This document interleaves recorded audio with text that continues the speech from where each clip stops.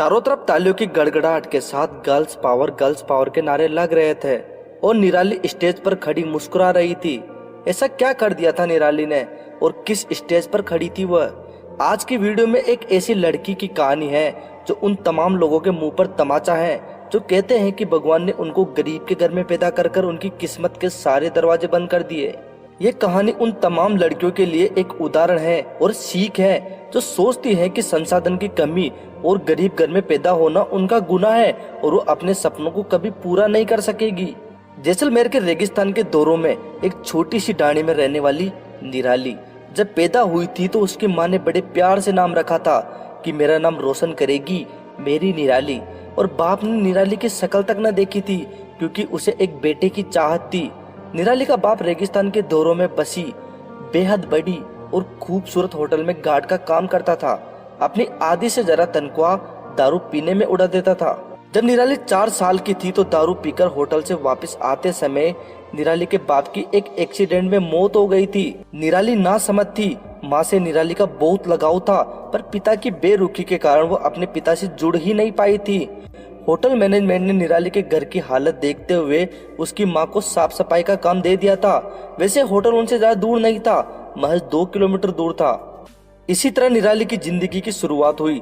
डाणी से 3 किलोमीटर दूर एक सरकारी विद्यालय में वो पढ़ने जाती थी और उसकी माँ सुबह 9 बजे जाती थी और शाम को 5 बजे वापस आती थी।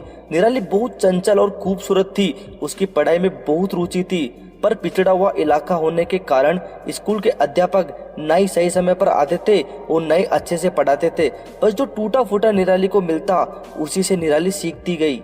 इसी तरह निराली की जिंदगी आगे बढ़ती रही। विकट परिस्थितियों और अच्छे मार्गदर्शन न मिलने पर भी निराली ने 10वीं क्लास फर्स्ट डिवीजन से पास कर ली थी। बचपन से चंचल होने के कारण निराली की सोच बहुत क्रिएटिव थी और माँ की लाडली होने के कारण माँ ने भी मना नहीं किया और निराली ने अपनी 11वीं क्लास में साइंस और मैथ लेकर रोज अपनी डाणी से 7 किलोमीटर दूर शहर पढ़ने जाने लगी थी। निराली शनिवार और रविवार को माँ के साथ होटल में काम करने जाती थी। इसके लिए उन्हें कुछ एक्स्ट्रा पैसे मिल जाते थे। एक बार अपने साइंस प्रोजेक्ट को लेकर अमेरिका की हेलेना स्टीव जैसलमेर के दौरों में अपनी रिसर्च करने आई थी। 19 साल की थी हेलेना। इसी होटल में 25 दिन के लिए रुकने वाली थी। जब शनिवार और रविवार को निराली काम करने के लिए आई तो हेलेना की नजर उस पर पड़ गई और उसकी मासूमियत ने हेलेना को उसकी ओर खींच लिया।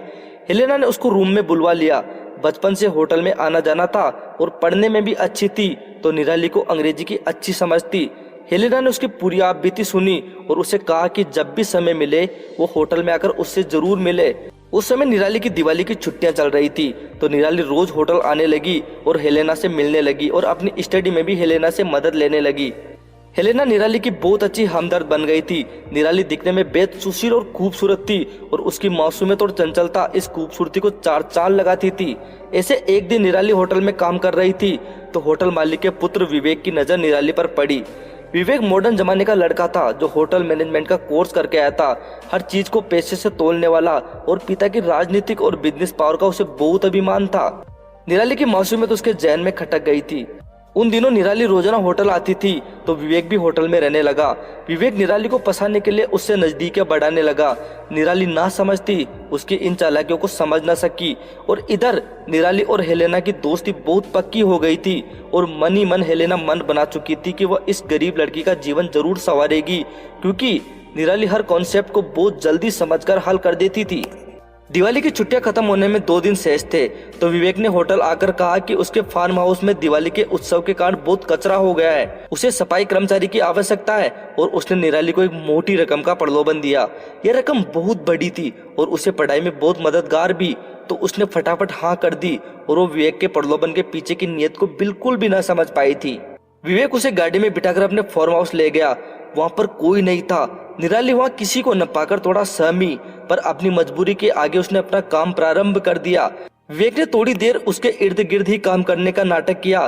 तभी उसे थोड़ा सख्त तो हो गया था पर विवेक ने थोड़ी देर बाद अपनी सारी मर्यादा पार कर दी। वो निराली की आबरू और इज्जत के साथ खिलवाड़ करने लगा। आसपास कोई नहीं होने के कारण निराली की चीखें उस फार्म हाउस में दब कर रह गई।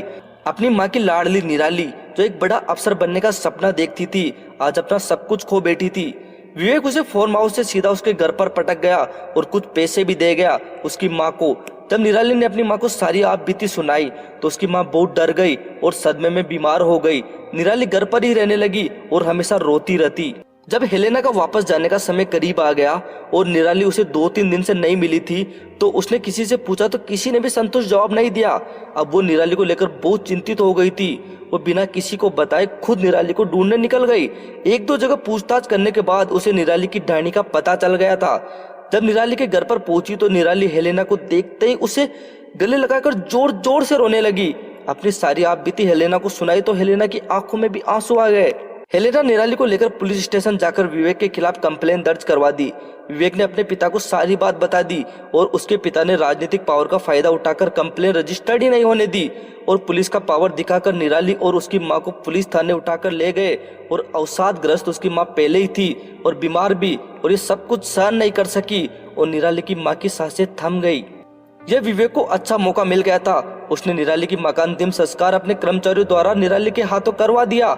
हेलेना का वीजा खत्म होने में कुछ ही दिन बाकी थे। हेलेना कुछ समझ नहीं पा रही थी। हेलेना ने अपने पिता से राय मशवरा करके इससे पहले कि विवेक निराली के साथ कुछ और गलत करता, इससे पहले वो निराली को चुपके से लेकर दिल्ली निकल गई। दिल्ली आकर हेलेना ने अमेरिका दूतावास की मदद से उच्च स्तरीय अधिकारियों की सहायता लेकर इस मामले की रिपोर्ट दर्ज करवाई।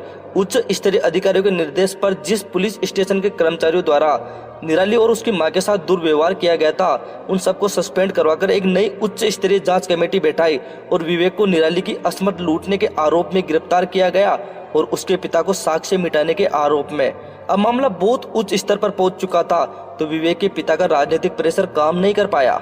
हेलेना ने अपना वीजा खत्म होने से पहले निराली का एडमिशन वापस 11वीं क्लास में दिल्ली के एक अच्छे स्कूल में करवा दिया था और एक हॉस्टल में निराली के रुकने की व्यवस्था करवा दी थी।